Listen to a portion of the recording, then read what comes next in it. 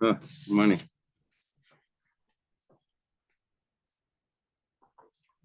Okay, I think we left off by Esvei on the bottom of Samach Vav Amud Aleph. That's 66a, almost the bottom line, second to bottom line. I just made a bracha on this, right?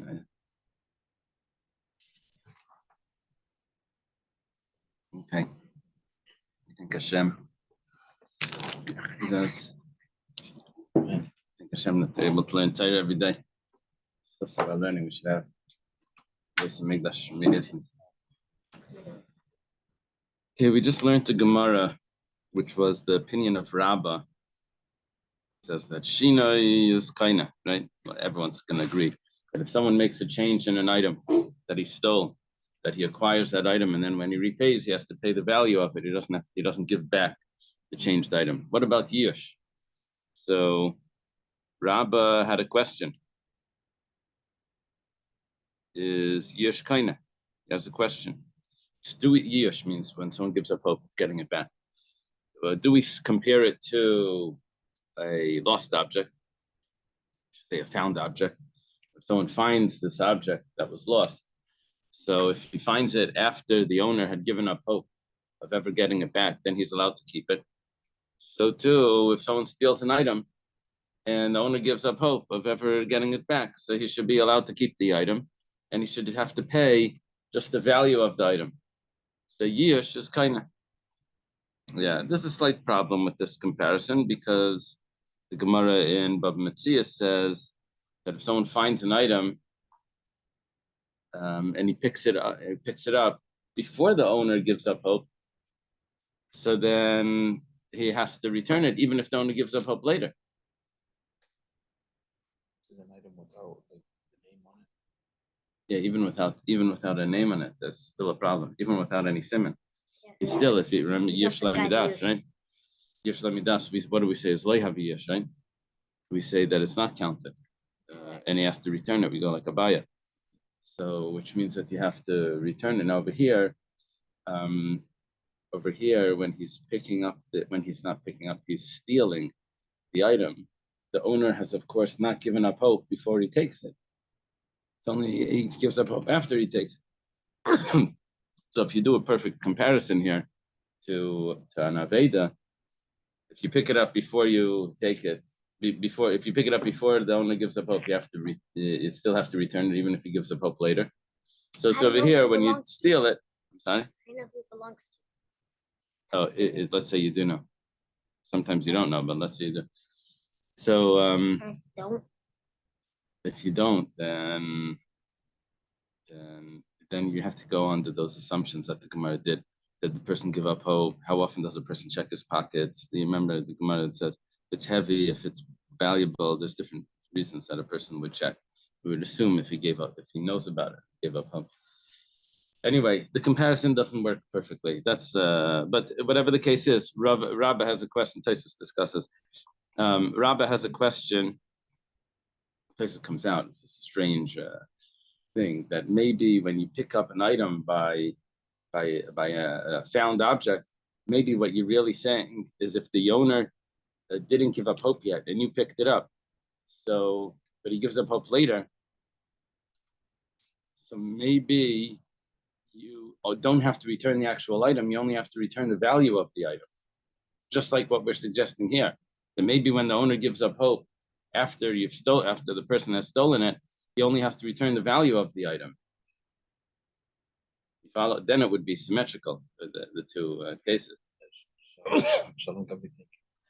Let's say that person takes a bike from a bike rack, he doesn't know what it is, so he just takes it, then he would just have to return it back to the bike rack.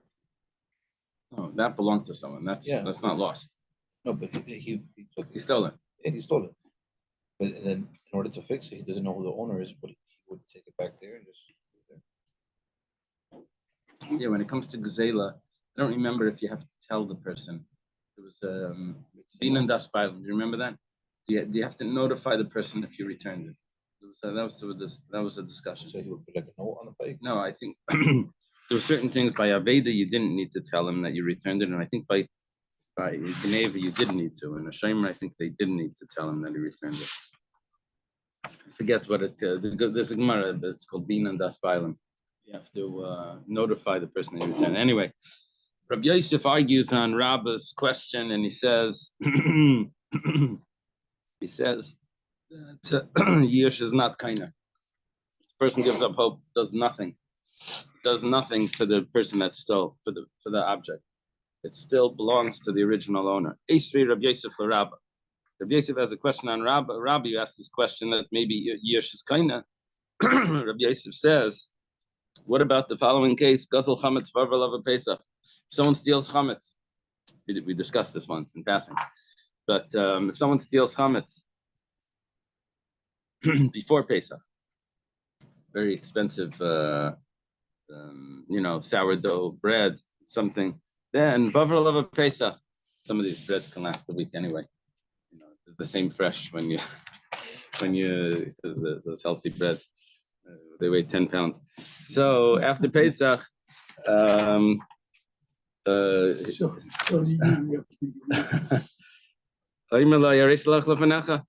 Pesach, even though there's a prohibition that you're not allowed to have benefit from chametz after Pesach, but you're allowed to return the bread to the person that you took it from and say, here it is. Yeah, I took it before Pesach. Here it is, right back.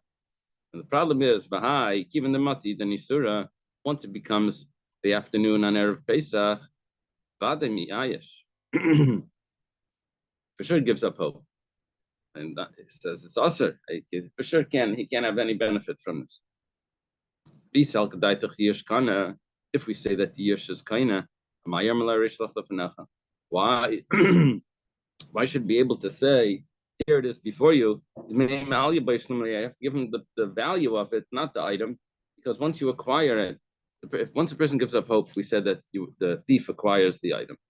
If he acquires the item, he doesn't return the item, he returns the value of the item. But over here, by chametz, it says you return the chametz. But how could he return the chametz? When Pesach came, the guy gave up hope of getting it back or of ever using it. Shouldn't be allowed to just return the item. The example yesterday about when the guy broke the barrel, he would pay him. You should have to pay him exactly. You should have to pay him its value from the time that he stole it. Amar Lei. So Rabba responds to Rabbi Yosef, Kika mina ana. Well, you know what I was talking about? Talking about a case where the original owner gives up hope, and the thief and the thief wants to acquire it. But over here, over here we're assuming that it's a from Ganav. There's such a thing. It's from in all other areas, just as one Avera. There's a Ganav. This joke that because Ganav will go to the ark and please lead me to the right house. Yeah. Don't have any issues. Shouldn't get caught. A smooth transaction. During wartime, people do crazy things. Right.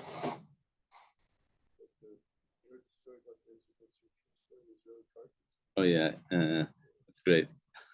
What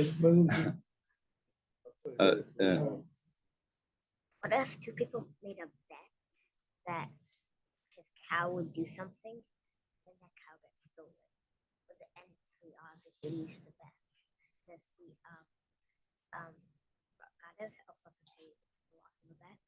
Oh no, that would be they called it. That would be a grama. Would be on cause. That the person doesn't have. That's not direct damage. That's an outcome of something, but that's you only pay for like actual damages or the item or something like that. Yeah, it's called the cause. Yeah, yeah, it's another issue. Okay, you follow what's happening here. Rabba's responding that the Ganav doesn't. In this case, the Ganav himself doesn't want to acquire the chametz. When do we say that Yush works? That's only if the Ganav wants to acquire the item and the person that's losing the item is giving up hope of ever getting it back. That combination helps the Ganav acquire the item, and then he, instead of giving the item back, he has to pay for it. But over here, the Ganav himself is from a guy, he doesn't want chametz on Pesach, so he doesn't acquire. Okay. Esvei Abaya Rabba. Abaya asked Rabba the following question. Now, could be Rava. Rabba had the suffix of Yiyosh Shkaina. Karbana Yivlaya Gasel. Pasuk says that when you bring a sacrifice, it has to be your own sacrifice. Karbanai, it can't be a stolen sacrifice. Now, Hechidami, what's the case? If it's talking about that the original owner has not given up hope of ever getting the animal back, so Lama Likra, why does he need a pasuk to tell us that he can't bring this as a sacrifice? Pshita, of course he can't bring it as a sacrifice, because Taisus points out you can't even consecrate it. It's not yours to consecrate. Elalav, it must be lacher yesh. We're talking about that the owner has given up hope already. Oh, the owner's given up hope. Shema mina, we see that even though he's given up hope, and you should be allowed to consecrate it, but nevertheless, it's not considered your item. It's still considered the stolen item. If it would be considered yours, then maybe you would be allowed to bring it. But over here it says that you're not allowed to bring it. That's because it's still considered the stolen item. It's not that the item becomes yours and then you have a debt. It's saying that no, this item is still considered the stolen item, and you would have to return exactly this item. So Shmamina Yesh Laikani. Obviously, you don't acquire. You don't acquire it.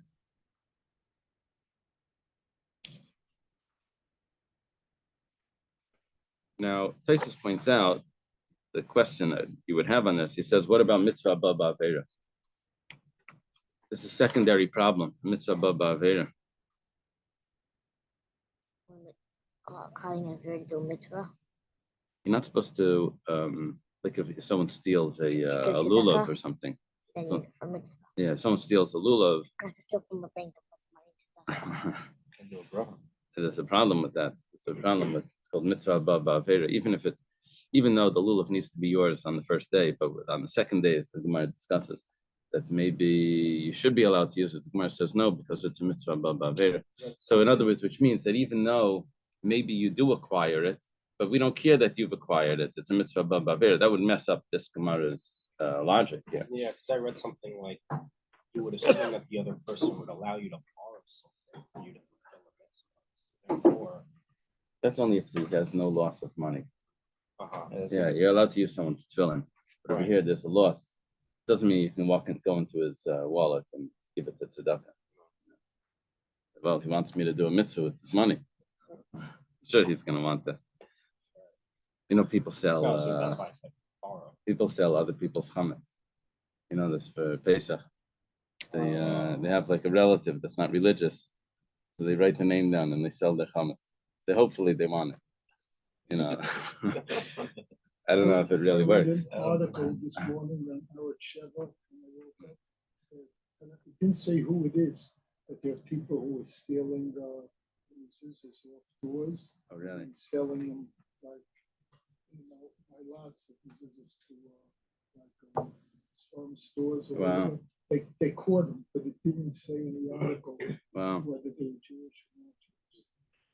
In that case, the person that buys it has no idea Right. that it was a stolen item. Right. What happens there? I don't know. Everyone's doing their best.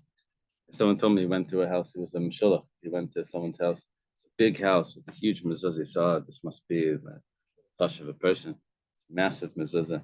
Anyway, he opens the door. This lady, like not dressed from, and the big dog comes like chasing him. He's mishulach. He runs down. Anyway, he comes back up. The lady calls the dog. He comes back up. Turns out that it wasn't a mezuzah in there. She had put up a Megillah. She didn't. It was so big. Okay, anyway. So we're talking over here. It must be talking about the Lacher Yesh, and nevertheless, you can't bring it as a carbon. So if you can't bring it as a carbon, it must be that the Yesh doesn't work. So why are you saying that the Yush makes that he acquires it? Yush Laikan doesn't. Amalei Rabba Rava. According to you, according to your question, Hadatanya, this that it says in the Brayse Mishkavi V'leya Gazel, there's a halacha about a zav. If he sits on a bed, that the bed becomes tamei to the extent that it can actually make a person tamei. Usually, a vessel can't make a person tamei. Usually, people make vessels tamei, but it doesn't go backwards unless it's like the cherev that touched the sword that touched the corpse or whatever. But in this case, the bed becomes so tamei that it can actually contaminate a person. Now, but this only works if it's his own bed. It doesn't reach that level of impurity if he touches someone else's, if he sits on someone else's bed. It becomes tamei, but not to the extent that it makes a person tamei. Now, hechidami, what's the case? This is Rava responding to Abai. Are we talking about if it was a stolen bed? How was it stolen? Are we talking about that it was someone else's wool? Then he turned it into a bed, like made it into like a cushion, like a couch. Okay, couch is good too. They used to sleep on that. So, kind of 1 second. But of course, it becomes his, because if you take one item and you change it, then you acquire it. Everyone holds Shinoi is kaina. The question is, if Yish is kaina, giving up hope. Oh, yes. When the original gives up hope. But if you change it into something, of course it's yours. So why are you saying that it's considered a stolen item? Must be you're talking about the Gazel Mishkav de Chavre. It must mean that it was already a bed or a couch, and it was belonged to his friend. So Achinami, if that's the case, the Gazel Karban de Chavre we're talking about over here, you got it all wrong. You didn't understand what was happening. When it says that you have to bring your carbon and not a stolen carbon, we're not talking about that a person stole a sacrifice and now is bringing it as a carbon. That's he's trying to do a mitzvah with his stolen, with the items that he stole. What he's really doing is his friend had a carbon, and he goes and he steals his friend's carbon and he brings it to the base of Migdash. And what we're saying is that it doesn't work as a carbon, not for him, it doesn't work as a carbon for the friend, even though it was the friend's carbon, and this person brought it, and it's brought as a carbon, but it doesn't work. The person has to bring it himself. The original guy. The original owner. So that's one shot. That's one shot in Rashi. Rashi has another shot. The other shot that Rashi says over here is it could be that a carbon is never going to be considered stolen, because wherever it is, it's always under the umbrella of the Eberster, because it belongs to the temple. One is it anti cover, one is it always a cover. So which one is Right. We learned a long time ago, it's left, right? You bring a cover, you have to have all kinds of Yeah. thoughts and intentions. And clearly, the thief is not going to have the intentions of doing it. Right. Well, the two pshatim here work like this. What we said before is that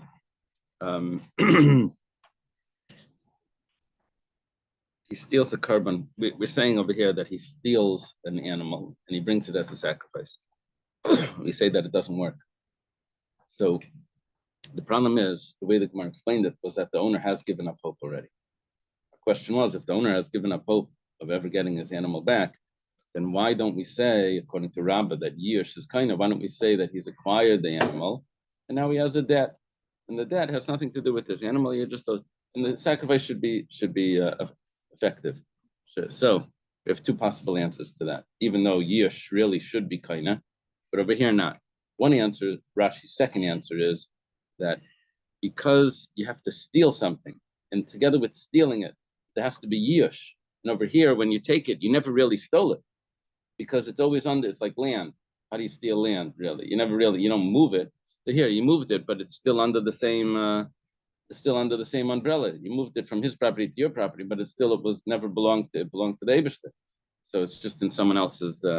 So that's why the Yish over there won't work. Rashi's first shot is that what we're saying is we're trying to bring the other guy's carbon as his own carbon, as the thief is bringing the carbon for the other guy, and that doesn't work. The original owner consecrated. The original consecrated it. So you can't have someone else go and Right. consecrate. Right. We're saying over here that it's really, we're talking about that there was no years. That's how Rashi learns in his first part. Really, there was no years. And you're trying to bring it for the other guy, it doesn't work. The reason why it's under the April umbrella is because it was consecrated. It was consecrated. Yeah. Okay, Esvei Abaya le Rabbi Yosef. Now Abaya has a question the other way to Rabbi Yosef. Rabbi Yosef held that Yish doesn't work. So Abaya asks him like this: Irshel Balabayas. If you have leather, it's the hide that belongs to a regular homeowner, not to a salesperson. So it says Machshava mitamasan. As soon as the owner decides that he wants to use it the way it is right now, it's tanned, and now he's going to use it. Now, there's different things you can do with leather. You can make it into belts and shoes and car seat covers, a bunch of different things. You can also use it as a mat that you just put on the floor. You put it on a tablecloth. There's things where it doesn't need much work after that, like making it into a shoe. So if it's balabayas, so machshava mitamasan. Once the owner decides, you know what, this is just going to be a tablecloth. I'm just going to lay it flat and I'm not cutting it at all. So that means that right now it's ready for use. It becomes tameh because it's considered a keli.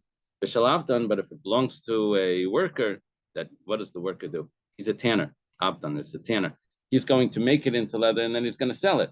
So then, ein machshava mitamasan. When he decides what it's going to be, that doesn't work because the guy that's going to buy it, he's the one that's going to decide what he's going to do with it. So it's still considered raw material, even though he's decided that it looks like it's finished. Shelganav, let's say it's a thief. So then, machshava mitamasan. Someone stole it. So then, what the thief thinks about that is ready for use, he decides if it's considered a keli or not, because what he's going to use it for is good. Now, why does it work by a thief? Because we're thinking that the owner is going to give up hope, and so it's not the original owners anymore. It's now the thief. So he decided he's going to use it for his tablecloth to serve his other stolen, drinks and stuff. So that's coming up next. Shel Gazlan, if it's a Gazlan, Ganav is a guy that sneaks in by night. A Gazlan is someone that just rips it off to the guy that while he's holding it, and he just runs away. If it's a Gazlan, it's open robber. So ein machshava mitamasan. So then the guy knows who took it from him. He said, "What? That was the guy. That's give it back to me. That's it. I'm telling the police." So he knows he's going to get it back. So that when the Gazlan decides that he's going to use it for something, that doesn't work because it's not really his. It's the original owner still thinks he's going to get it back. He's not miyayish. Reb Shimon says chilaf advarim. Shimon says it's exactly the opposite. Shel Gazlan machshav mitamasan. When the guy comes over to the person in the middle of the street and grabs his thing away, so his leather away, so he's afraid of the guy. The original owner is afraid of this big bully. So he says, "Oh, forget it. I'm not going to get it back." But Shalganav, but someone that snuck in the middle of the night, ein machshava mitamasan. We don't think that he still thinks that he's going to catch the Ganav and find it back. He's still looking the next day in Shul who has a new talis bag, and to see maybe he's going to catch someone with his leather. So he still thinks he's going to catch it. So that's why, and the reason is so basically what we're saying is that Yush really works. This whole logic over here was all if the original owner would be giving up hope, then the Ganav or the Gazlan would have acquired it. That's what everyone's saying. It's a kasha on Rabbi Yosef. The Gazlan is the robber, the Ganav is the thief. He wouldn't. You're saying he would give up hope for a robber because he knows his identity per se. That's Reb Shimon's view. Reb Shimon's view is not because the Chachamim's view is for a robber he doesn't give up hope because he knows his identity. Reb Shimon's view is that because this guy is such a powerful guy that he doesn't care, he just walks over to people and pulls away their things. So then people give up hope from getting it back from him because he's such a tough guy. But a Ganav, he's like at the sneak in, I'm still going to catch him, check the cameras again. Could it be that he finds out who the robber is and then gives up hope because they don't forget I've never get Yeah. But we're talking over here minastam without by default. What do we say by default? What's the Nowadays, you never, a robber still hides his identity behind something. Right, because of the police system. Yeah, I guess. When they don't hide their identity, when it's bad, Right. it means they don't care. And I was robbed over here. That home invasion. So the cash I knew I'm not going to get back. It was like $300 cash. The computer that they took, I thought maybe I should check the local shops that, like the pawn shops, whatever. Is that what cares? And the car I thought I would get back, which I did. He left it somewhere, but the car, it's like hard to hide a car today. But anyway, the car keys I didn't get back. To go make a new set of keys. It's an expensive little thing. Anyway. Yeah, be careful, there's people who think you're tired. Yeah. Amalei. So we see Yush is kind of, that's the clear from this, that Yush, giving up hope, is acquired. So this is Rabbi Yosef responding. Amalei, Rabbi Yosef responds to Abaya, who's a student. He says, Achamayaskinan, Kigain Shekitsan. Talking over here where, how does it translate that? That he trimmed it? Trimmed it. Rashi in French says drimmer.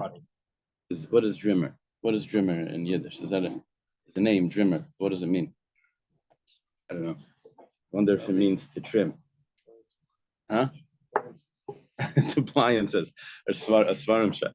Yeah, I hear. Okay. So you're talking about that he did much more than Yush. He trimmed it. So then everyone holds that to kind of. Okay, Maskefla Rabba Bar Rav Chanan. Rabba Bar Rav Chanan has a question. He says, "What are you talking about? We have a brisa that it's a follow up from this Mishnah that you're quoting. That it says itzva. It says it's talking about an itzva. Now I think it's, how do they translate itzva? Some sort of mat. What does it say? Tray. A tray. It's a tray, which means that it's something that we're talking about a tray that doesn't need any. Is that all of the things? What does it say? Leather tabletop or leather covering or a saddle, something leather, kind of cover. Okay. What do they say over there?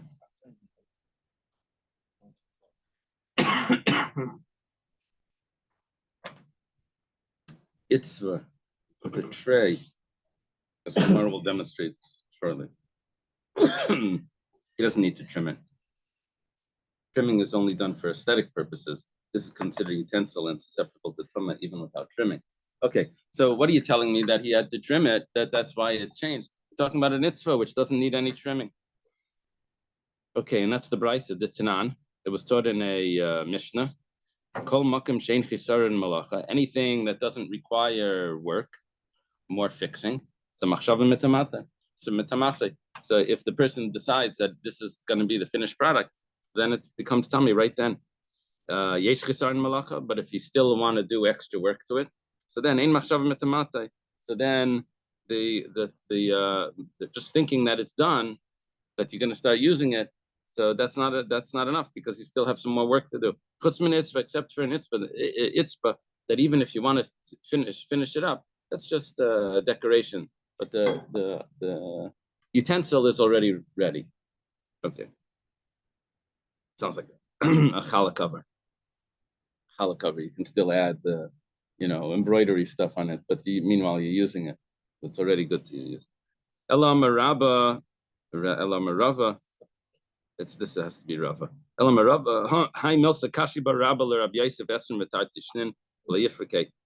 This question, Rabba was asking Rabbi Yosef, telling Abaya. So it must be before that there was a discussion with Rava, not with that's why the Rashal fixed it before. You see that?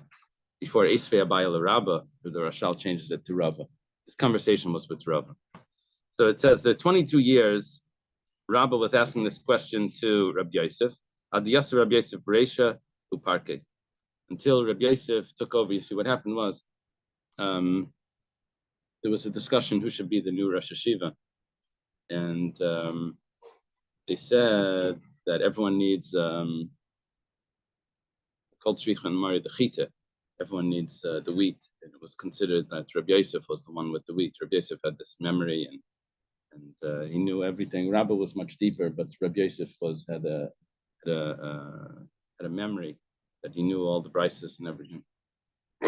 Anyway, what happened was, nevertheless, Rabbi became the Rosh Hashiva first, and then after Rabbi passed away, Rabbi Yosef took over. It was 2 years. He was Rosh Hashiva for 2 years after that. It was only 1 year. It was only 1 year? Oh, I thought it was 2 years. And then at that point, I think he had already forgotten his learning, because when Rabbi Yosef was older, he forgot.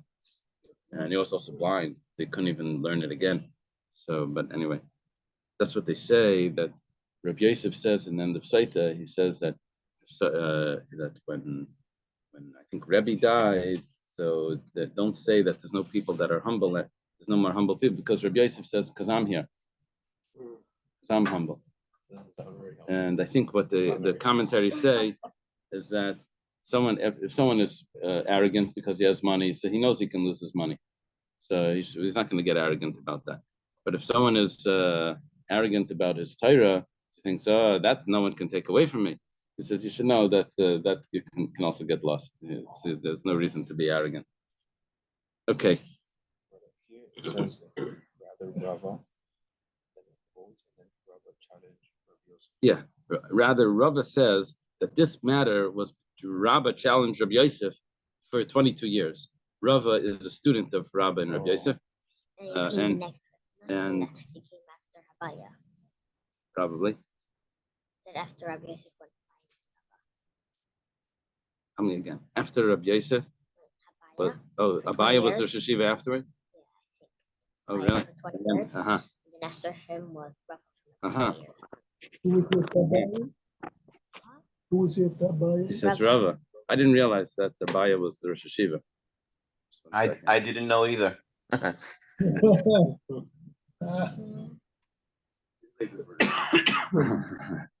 Okay. So he says this question was asked until Rabbi Yosef sat at the head, the parquet, and he answered the question. Shini Hashem Kashini Maisadami. We're not dealing over here with Yush. We're dealing with something else. There's another factor. We're dealing with Shina Hashem, where the name changes. And the name changing that's similar to changing it with the action, like cutting it with the scissor or something like that. Changing the name as well. So what happened over here? Shini Maisa, my time. What's the reason why if you change it, do you acquire it and you only have a debt that's remaining? What happens when you make a change in an item? Let's say someone steals wood, and then he turns the wood into a bowl, or he takes the wood and he builds it into his house. He cuts it up, he does something. So Shem Nami, the same thing applies. That when he changed the name, originally it was called leather or hide. Now it's called this itzva. That's this mat. So you switched it from being hide. So it's not Yush that's kaina. You got a proof over here that Yush is kaina. It's Shini Hashem, changing the name, which is kaina. So it's not a question on Rabbi Yosef. Not necessarily. Like, does a finishing job. Oh. Uh-huh.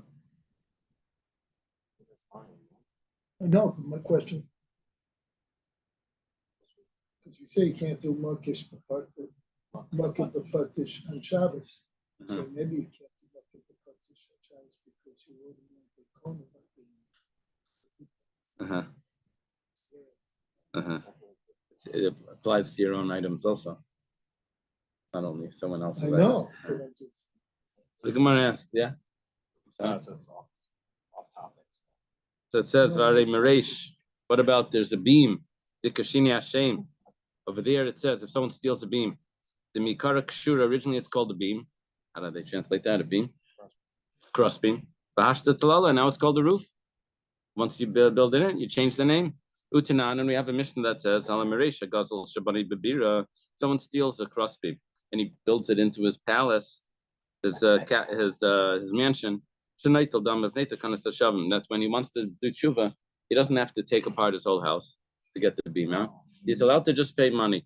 Now we learned this because the sages want to help the person repent to make it easier on him. They say just give the money back. Otherwise, the guy's never going to do tshuva. They say just give the money back. You have to be practical. So to help people do tshuva, so they say that. Now, 1 second. Time of Pnei Takanas HaShavim. What's the reason why they say that you don't give the beam back?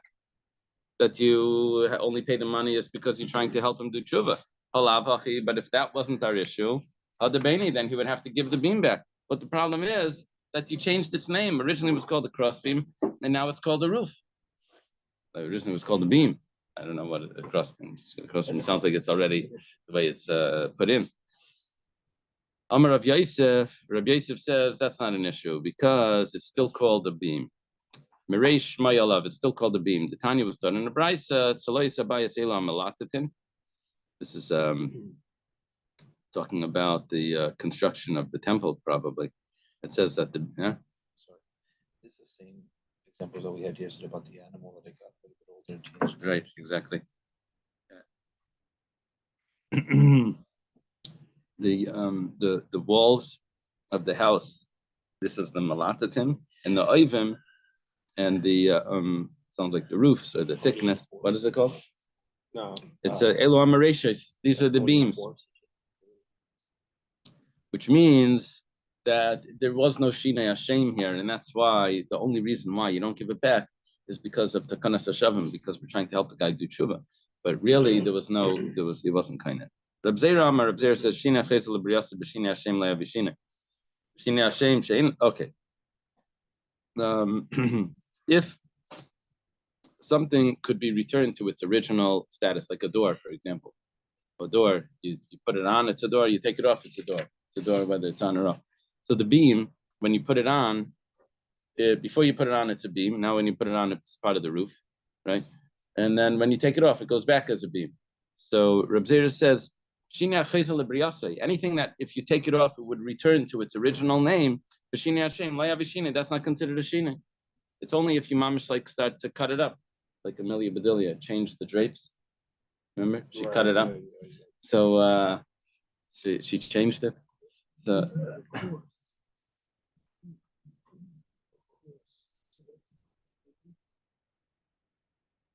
yeah. Okay. It's draw the drapes. Oh, draw the drapes. Oh. Yesterday, Yankasa, I forgot that. Very nice. Very nice. Draw the drapes. Here, and put out the lights. Remember that one? She put out the lights on the. She took the lights out and put them. Okay, so Just don't start calling Pickly Lop non-stopper. So that's Reb Zera's opinion. The Gemara asks, let's say it doesn't go back. Let's say you can never take it back to the way it was. Is that considered a shina? If something that's irreversible, is that considered a change? Or we're going to get into this concept of a mikveh. We had this before. Goes like this. If there's a pipe, you see the way you make a mikveh is you have to get rainwater without taking it in a vessel. How do you get all the rainwater to go into that one thing? So you have to somehow use some sort of funnel. Now the problem is the way they get it to go on the ground. What they do is if they put cement on the ground and then they form it on the ground. So then it's considered part of the ground. But if you take a pipe from before and then you put it into the ground and you attach it to the ground, then it's considered already a pipe, which could be a problem. So tzinar, if you have a pipe, the mikara ketzitzta, bahashta tzinura. Originally it was just a piece of wood, and now it turned it into a pipe because you chiseled it out. Bitanya, and it was taught in a brayso. This is something that you can never return once you chiseled it out. That's what it is. The brayso says like this: if you turned it into a pipe before you put it into the ground, talking about a pipe that would also be a vessel, it says somehow it can catch water on it.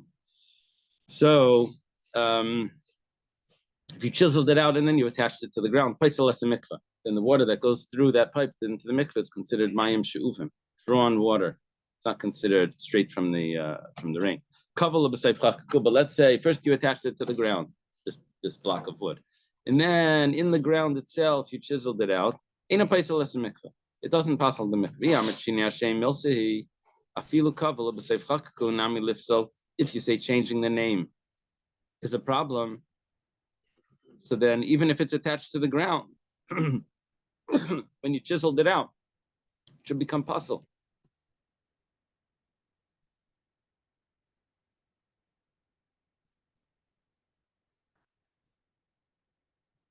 What was this question originally? Is it considered changed? But we have a tzinar where we see that it's not changed. We see that it's we see, what do we see from the tzinar? That it's changed.